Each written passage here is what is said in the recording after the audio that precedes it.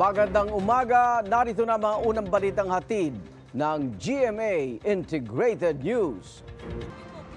Sa pagsisimula ng Fire Prevention Month, mas pinag-iigting ng mga tauhan ng Bureau of Fire Protection ang kanilang paghahanda para maiwasan ang matinding pinsala sa buhay at ari-arian. Ngayon pong araw na ito, nandito tayo sa Pasig City Sub-Fire Station, dito po sa Ortigas Avenue, para malaman natin kung gaano pa sila naghahanda sa pagtugon sa mga sunog na maaaring mangyari. Dahil ang Fire Prevention Month hindi lamang naman po talaga dapat gagawin tuwing buwan ng Marso, kundi sa loob ng isang taon, dahil nakikita ho natin doon sa mga nangyayaring sunog, may mga nabubuwis na buhay dahil ho sa kawalan ng sapat na kaalaman kung paano maiiwasan ang sunog at kung ano ang gagawin kapag nagkakaroon ng sunog.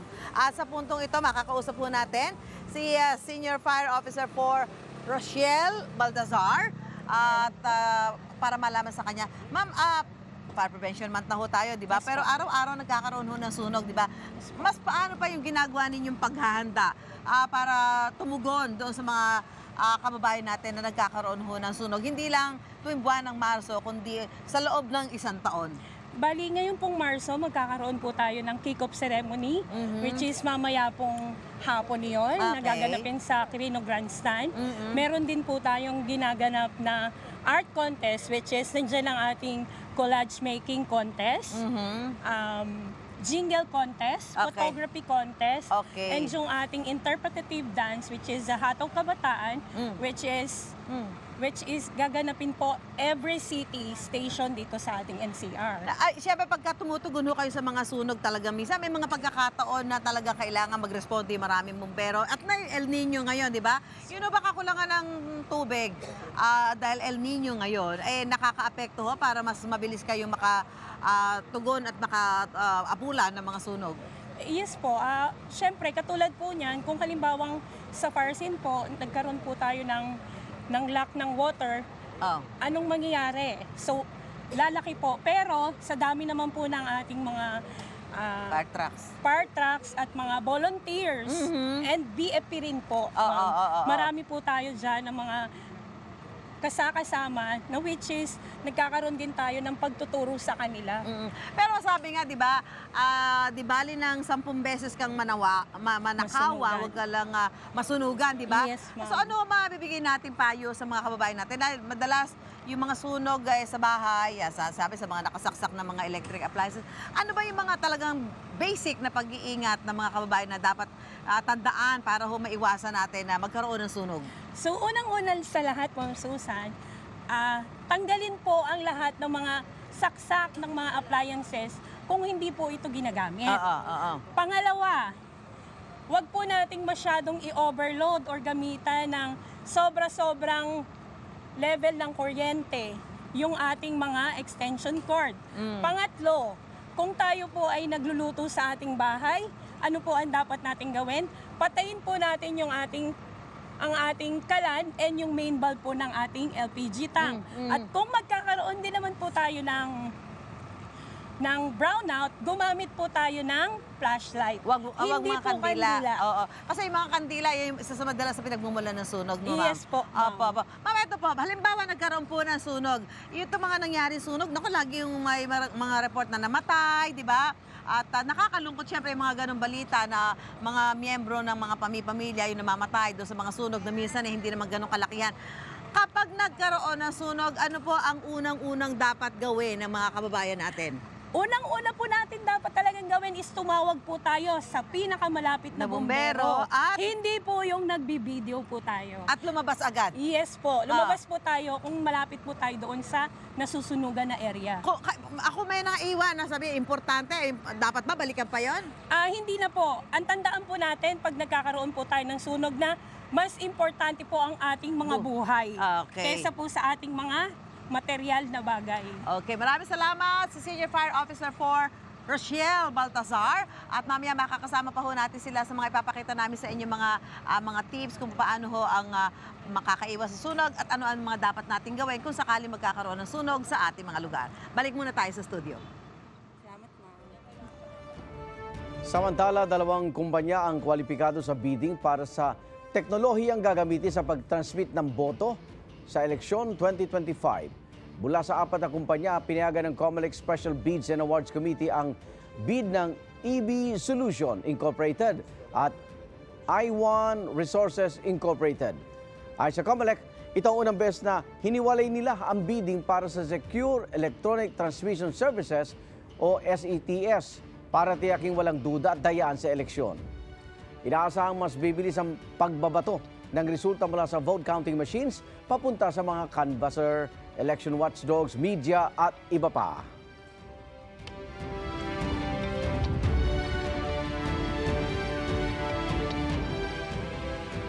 Marami ang pumuna sa draw ng 3-digit lotto game ng PCSO nitong Martes.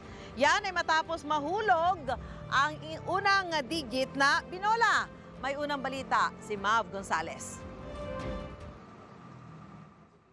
Inulan ng reklamo ang live stream ng Philippine Charity Sweepstakes Office o PCSO matapos magkaaberya ang lotto machine noong February 27.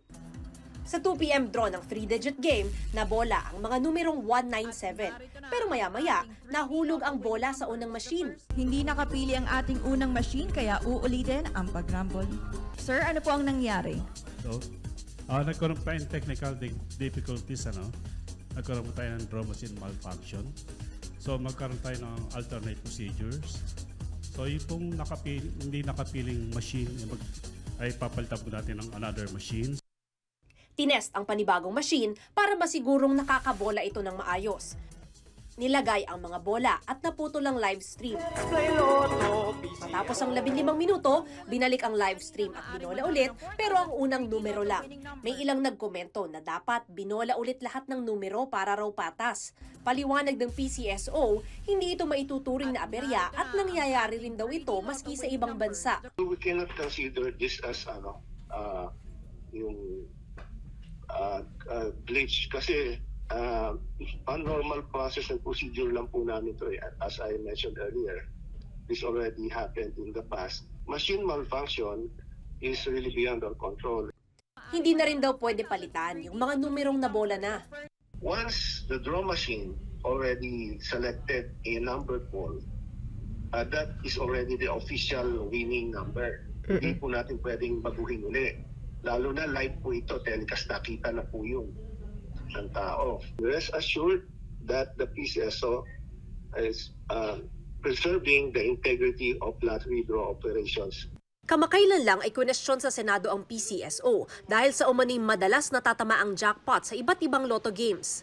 Paiimbestigahan daw ni Senate Games Committee Chairman Senador Raffy Tulfo ang insidente para malaman kung glitch ba talaga ito o kahina-hinalang aksyon ng PCSO. Hindi pa nga raw tapos ang investigasyon sa e-lotto system, may ganito na namang nangyari. Si Senador Amy Marcos na dati nang nanawagang itigil muna ang lotto draw sa gitna ng mga kwestiyon sa integridad, nagulat daw nang makita ang kinukwestyong draw. Uy, ano ba yan? Hanggat hindi na solve lahat yan, tigilan muna. Yung sinasabi nila na kailangan na ibalik na muna from start at ulitin. Mahirap yung nawawala yung tiwala ng tao. Dapat pakita lahat, wala namang problema doon, i-live stream na lang lahat. Titingnan daw ng PCSO kung pwedeng tuloy-tuloy ang live stream sa lotto draws. Pagsisiguro rin ng PCSO, may lotto draw judges na nagbabantay sa buong proseso kabilang na ang Commission on Audit. Ito ang unang balita. Mav Gonzales para sa GMA Integrated News. Hinatulang guilty ng Korte Suprema para sa indirect contempt ang dating tagapagsalita ng National Task Force to End Local Communist Armed Conflict o NTF-ELCAC na si Lorraine Badoy. Dahil ito sa mga social media post ni Badoy tungkol kay Manila Regional Trial Court Judge Marlo Magdoza Malagar noong September 2022. Binatikos noon ni Badoy ang pagbasura ni Judge Magdoza Malagar sa hiling ng gobyerno na ideklarang terorista ang Communist Party of the Philippines New People's Army National Democratic Front o CPP-NPA-NDF. May aligasyon pa si Badoy na may ugnayan umano ang judge sa CPP-NPA-NDF kaya niya ibinasura ang kaso. Base sa desisyon ng Korte Suprema, banta sa integridad ng hudikatura ang mga pahayag ni Badoy. Pinagmumultan ng 30,000 pesos si Badoy. Nagbabala rin ng korte na papatawan siya na mas mabigat na parusak kapag umulit pa siya. Sa isang pahayag, humingi ng paumanhin si Badoy sa Korte Suprema para sa tono at pananalitang ginamit niya. Pero iginiit niya na wala siyang intensyong manakit. Problemado ang mga magsasaka sa Negros Occidental dahil kritikal na ang patubig para sa mahigit 12,000 hektaryang taniman. Yan ang unang balita live ni Eileen Pedreso ng GMA Regional TV 1 Western Visayas. Eileen? Ivan, dahil sa matinding init na dala ng El Nino, umabot na sa critical level ang tubig sa dam sa Bago River Irrigation System sa Bago City, Negros Occidental. Ayon yan sa monitoring ng Negros Occidental Irrigation Management Office. Nahihirapan na raw ang mga magsasaka sa ilang bahagi ng Negros Occidental sa patubig ng kanilang pananim dahil nasa critical level na ang tubig sa dam ng Bago River Irrigation System. Ang dam ang nagsusupply ng tubig sa 12,700 na hektarya ng palayan sa Bago City, La Carlota City at Bacolod City at sa mga bayan ng Murcia, Pulupandan, San Enrique at Valladolid. Mahigit 5,000 magsasaka ang nakikinabang sa tubig na galing dito. Ayon sa Negros Occidental Irrigation Management Office o NOIMO, nakikitaan na ng pagbaba sa antas ng tubig ng dam. Sa Subong, because of the El Nino phenomenon, ma-observe tagidman, ma-feel gidman sa aton nga mga pag-deliver sa mga irrigation, hindi sa normal condition based sa program namon sa dry crop. Problema ngayon ng ilang magsasaka ang pagpapatupad ng rotational schedule sa pag-supply ng tubig sa irigasyon, katulad na lang sa Barangay Abonan. Imbes nga ma-flushing kami kay bago kay Espresay Lamon, wala kay flushing kay wala tubig. Krisis gid. 3 araw rin ang kailangang hintayin ng mga magsasaka upang muling makatanggap ng supply ng tubig. Si Rosela, nag-aalala na sa kanyang tanim na palay dahil malayo pa ang ani. Hindi pa daan tig-alani, tapos ma-stop na ang tubig.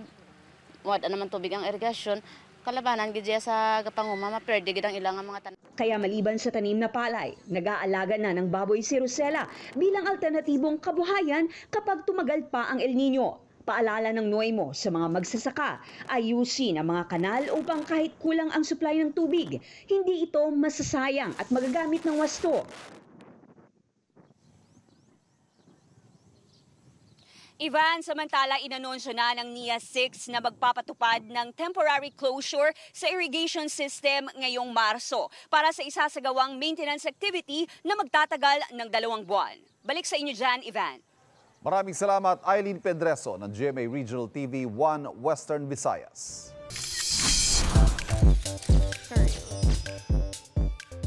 Anyway, nasa bansa ang Korean singer-actress na si Yoona. Dumating siya kahapon ng umaga.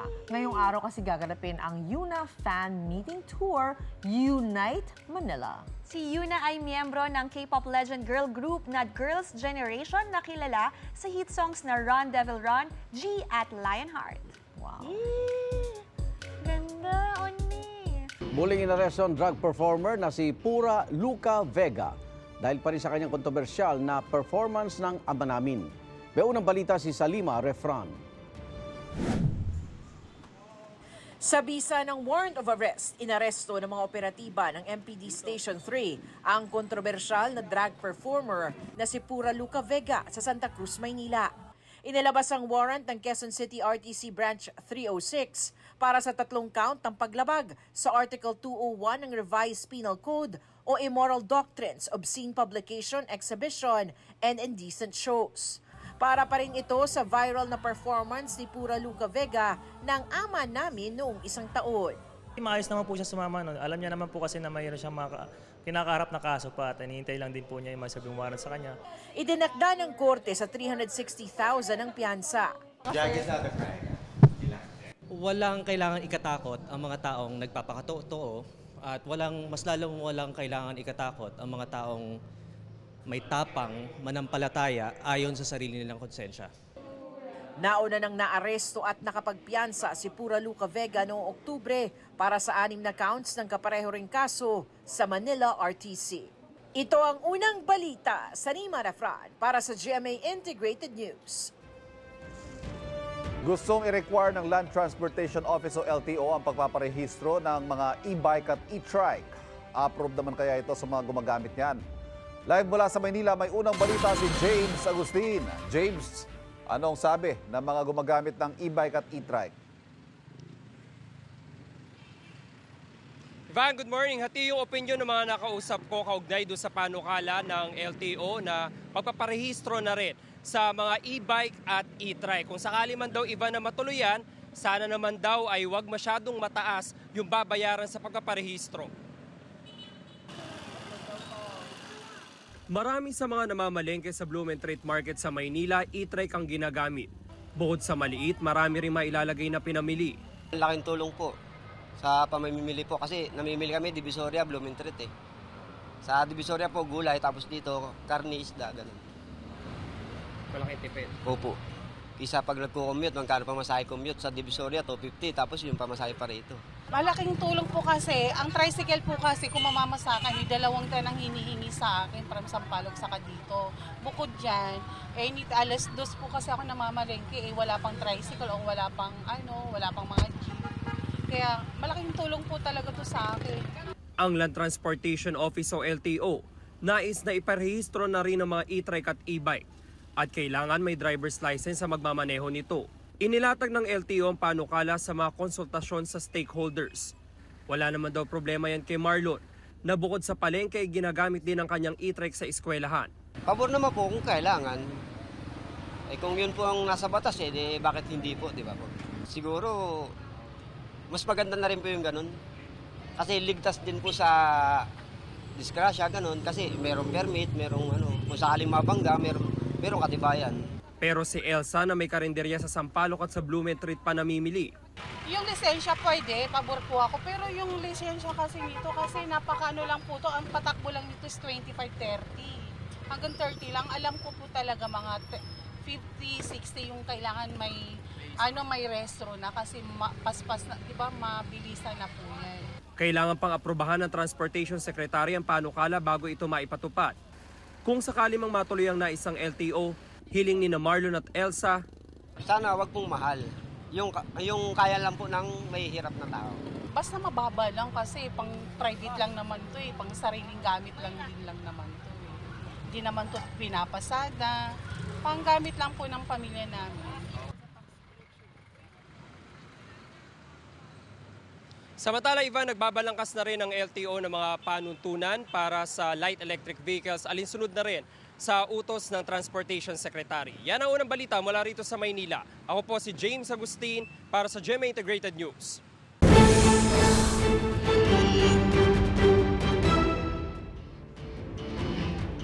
Nangangamba ang ilang fish growers sa Pasukin, Ilocos Norte dahil nangangamatay na ang kanilang mga isda na epekto ng pagbaba ng tubig sa mga palaisdaan.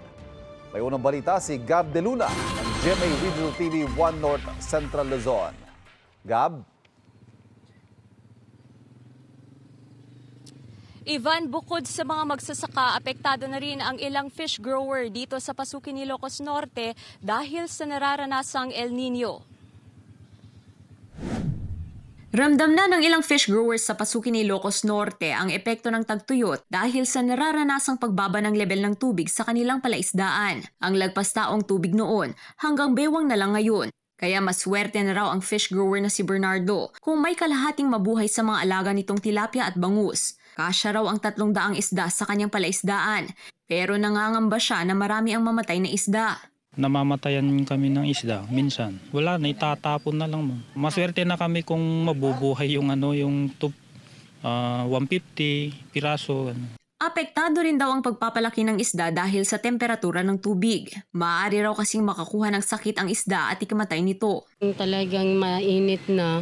Yun po yung mga isda po natin, yung tilapia po parang yung mata po nila is parang nagbubulag ganun po minsan. Hindi po masyadong lumaki ma'am pag ganun ang panahon po natin na medyo mainit. Patuloy naman ang monitoring ng Municipal Agriculture Office sa mga fish pond at fish cage ng bayan. Isang paraan na tinitingnan nila ang paggamit ng backhoe para matanggal ang mga latak sa ilalim ng palaisdaan at nang lumalim pa ang tubig nito. Bali yung pong ginagawa po nila at nagre-request po yung mga asosasyon ng kwan po ma'am yung backhoe para lang po yung mga fish pond pa po nila ma-expand at saka mas malalim pa. Sa initial na drought damage assessment ng Provincial Agriculture Office, nasa 18 million pesos na ang danyos sa agrikultura, kung saan tinatayang 592 hectares ng sakahan ang apektado. Hindi pa kasama rito ang danyos sa aquaculture industry.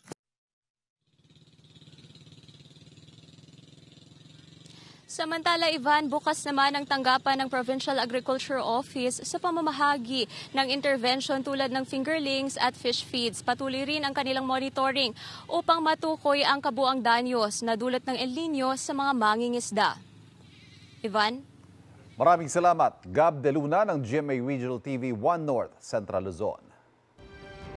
Kalusugan ng pamilyang panalangin ng ilang nagsisimba ngayong Quiapo Day at unang Biyernes ng Marso. Live mula sa Maynila, may unang balita si Jomer Apresto. Jomer!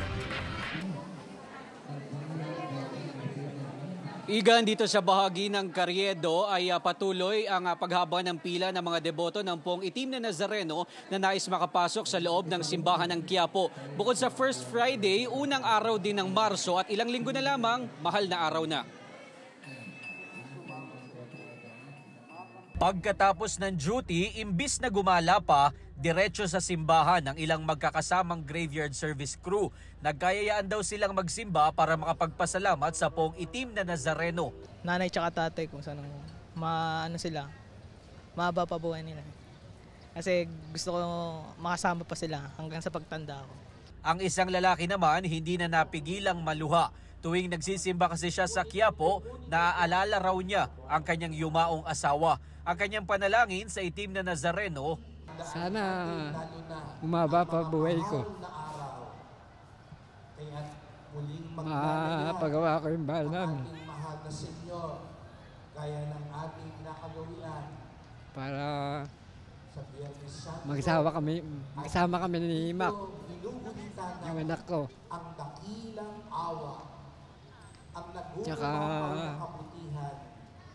bigyan ako ng lakas.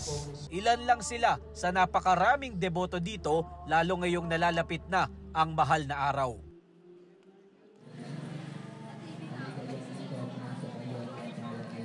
Samantala, Igan, ay naman sa pamunuan ng simbahan, oras-oras ang misa dito ngayong araw natatagal hanggang mamayang alas 9 ng gabi. Ang entrance dito pa rin sa bahagi ng Carriedo at Plaza Miranda, habang ang exit naman ay sa bahagi ng Quezon Boulevard. Yan muna ang latest mula dito sa Maynila. Ako po si Jomer Apresto para sa GMA Integrated News. Umakyat na sa mahigit 941 million pesos ang halaga naman ng pinsala sa agrikultura sa bansa dulot ng El Nino. Ayon sa National Disaster Risk Reduction and Management Council, pinakamalaking naitala ay sa Western Visayas. Sunod ang Mimaropa, Calabarzon, Ilocos Region at Zamboanga Peninsula. Para tulungan ang mga apektadong magsasaka, naglaan ng 500 million pesos ang Department of Agriculture. May makukuha ring ayuda mula sa Philippine Crop Insurance Corporation o PCIC. Maglalaan din ng 1.4 billion pesos na pondo ang Department of Social Welfare and Development para sa mga proyektong layong maibsan ang epekto ng El Nino. Pinirmahan ng Pilipinas at Australia ang ilang kasunduan kaugnay sa strategic partnership ng dalawang bansa, kabilang ang maritime cooperation. Iginit naman muli ni Pangulong Bongbong Marcos na hindi aatras ang Pilipinas sa issue sa South China Sea. May unang balita si Ian Cruz.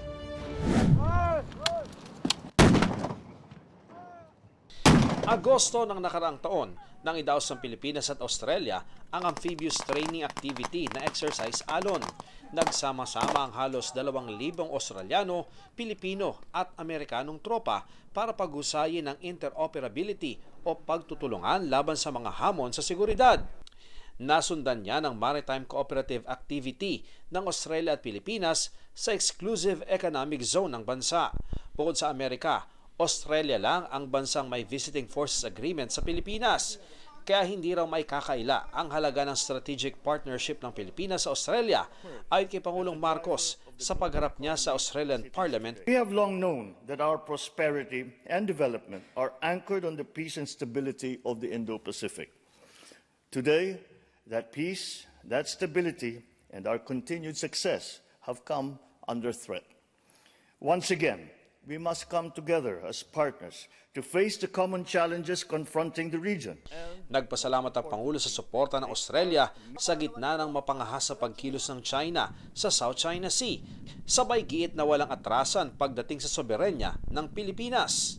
I will not allow any attempt by any foreign power to take even 1 square inch of our sovereign territory.